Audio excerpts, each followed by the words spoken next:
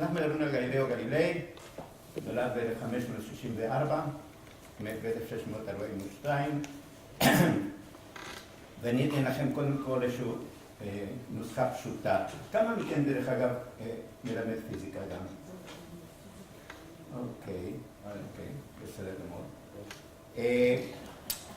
אם שואלים אתכם על איזשהו מושג בפיזיקה, ומי פיתח אותו, ואין לכם מושג, תגידו גלילאו גלילי, יש לכם סיכוי טוב לקלוע בול. אוקיי?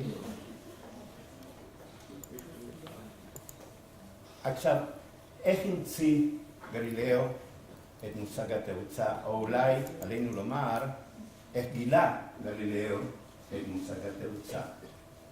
מה דעתכם? המציא או גילה? גילה. אוקיי.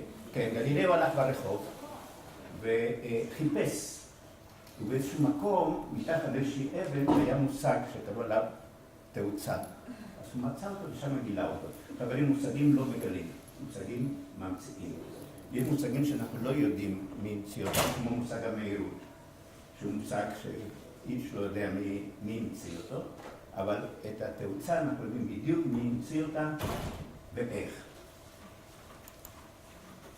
עכשיו, כשגוף נופל, מהירותו הולכת וגדלה. זה אנחנו יודעים. אתם יודעים מה ההבדל בין אדם שנופל מקומה ראשונה לבין אדם שנופל מקומה חמישית, נכון? 4 פות.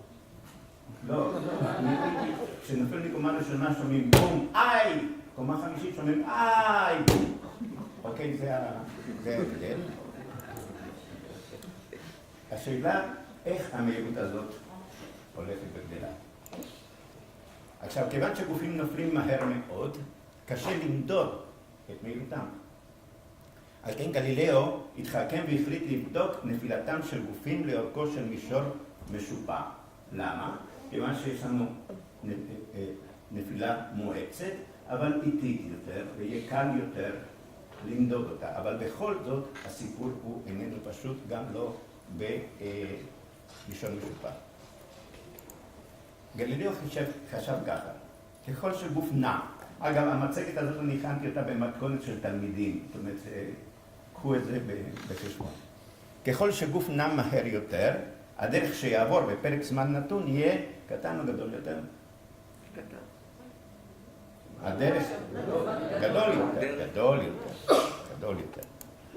מכאן שנמדוד את הדרך שהגוף עובר בפרקי זמן קבועים וקצרים, נדע כיצד משתנה מהירותו. פה בסדר? הלאה. אחת האפשרויות היא למדוד את קצב פעימות הלב, זאת אומרת, כדי למדוד את הזמן, אוקיי?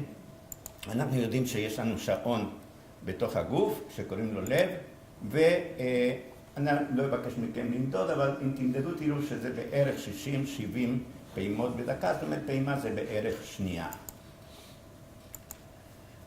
אבל מה יקרה אם אנחנו נרצה למדוד משהו כמו שליש שנייה? בתקופתו של גלילאו, איזשהו רעיון? הם מודדים הרבה פעמים את אותו תופעה, ומחכים... כמו למשל? נניח 10 פעמים ו... אוקיי, בואו נראה. גלילאו ידע מוזיקה. הוא ידע מוזיקה. אבא של גלילאו היה, וינצ'נסו גלילאו היה תיאורטיקן של המוזיקה. זאת אומרת, הוא ידע מוזיקה. והוא ידע שקל מאוד לשמור על קצב. על גובה של הציר לא תמיד, אבל על קצב כן, זאת אומרת אפשר...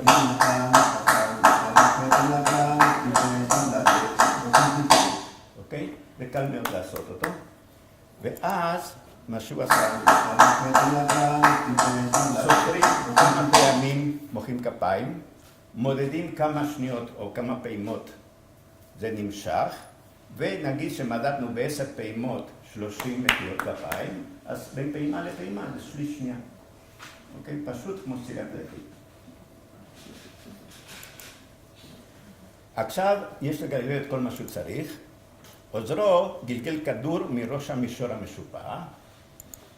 בו בזמן גלילאו שר את השיר, יונתן הקטן הוא לא ידע, הוא שר משהו באיטלקית, ומחא כפיים בקצב. עם כל מחיית קו, העוזר סימן את המקום בו נמצא הכדור. אוקיי? עד פה בסדר? ואז התקבלה תוצאה מעניינת מאוד. בין שתי מחיאות הכפיים הראשונות, הכדור עשה דרך מסוימת, כלשהי. בין כל שתי מחיאות כפיים הבאות, הדרך שהכדור עשה הלך והתארך, כי מהירותו הלכה וגדלה. אך הדבר המפתיע היה שהמרחקים יצרו סדרה מעניינת של מספרים. 1, 3, 5, 7, וכן הלאה. איך קוראים לסדרה הזאת? לא, לא. מה? סדרה חשבונית זה השם המשפחה הכללית. הסדרה הזאת יש לה שם מאוד מאוד מדויק. אי-זוגים, מספרים אי-זוגים. סדרת המספרים האי-זוגיים. מה אומרת לכם סדרת המספרים האי-זוגיים?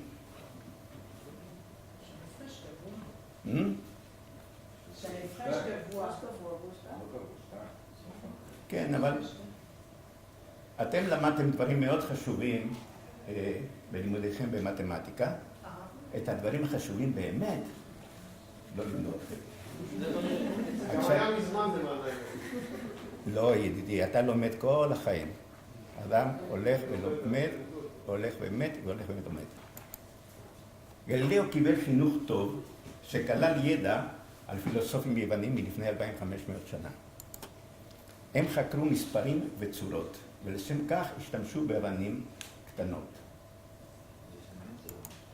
איך אומרים באנגלית לחשב? To calculate. מאיפה באה המילה calculate? קלקול. קלקולוס. לקחת לאבנים. זה אבן, קלקולוס. זה בא אם יש לכם אבנים בכיס המרה, זה יקרא אבן, קלקולי. כי הם השתמשו באבנים קטנות בכדי לתאר מספרים וצורות. ואיך קוראים להם מספרים שבסדרות הבאות? זה מספרים? נכון, ויש גם על טבעיים, אבל אנחנו נדבר עליהם היום. ואיך קוראים למספרים האלה? אי-זוגיים.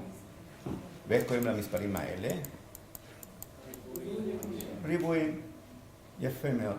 עכשיו בואו נראה מה הקשר בין המספרים האי-זוגיים למספרים הריבועיים. למה קוראים להם ריבועים ולא ירוקים למשל? כי זה סכום של כל אלה, זה יוצר את הריבועים. בואו נראה.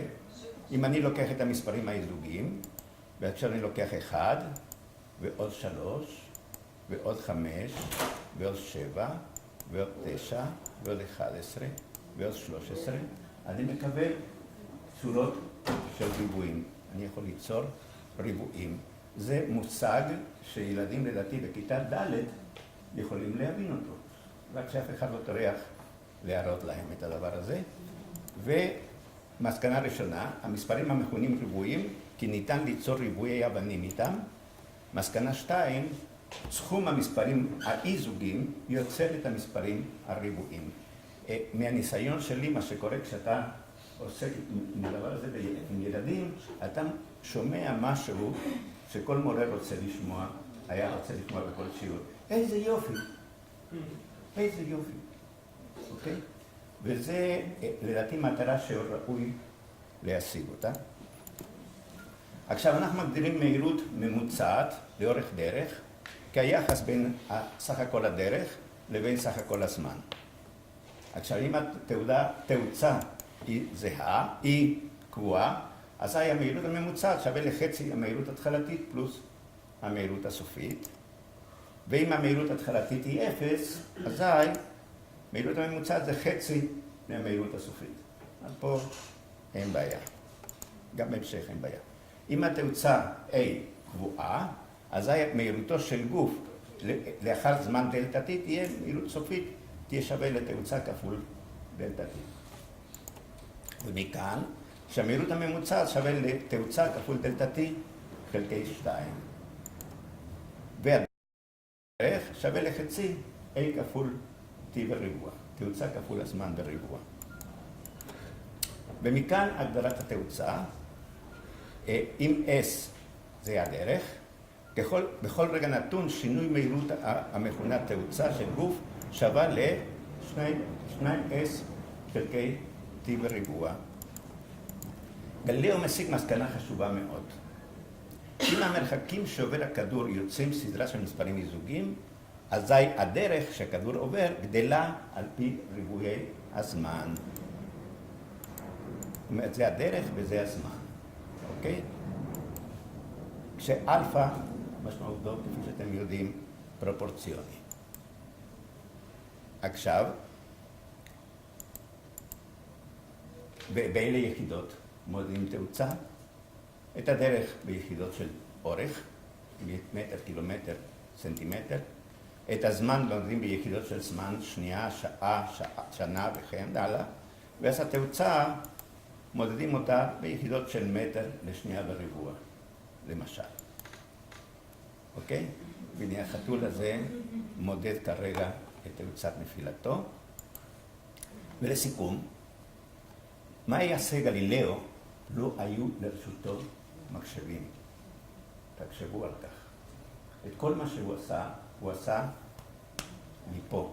אילו היו לו מחשבים, אתם זוכרים את הניסוי שעשה במגדל פיסה, כפי שמסופר בהגדה, הוא היה לוקח וזורק מת אחד ופיסי אחד, ומודד עם שניהם מגיעים לרצפה. הוא בטח היה כל היום בטלפון, אז הוא לא היה מצליח לחשוב. זה נכון, זה נכון.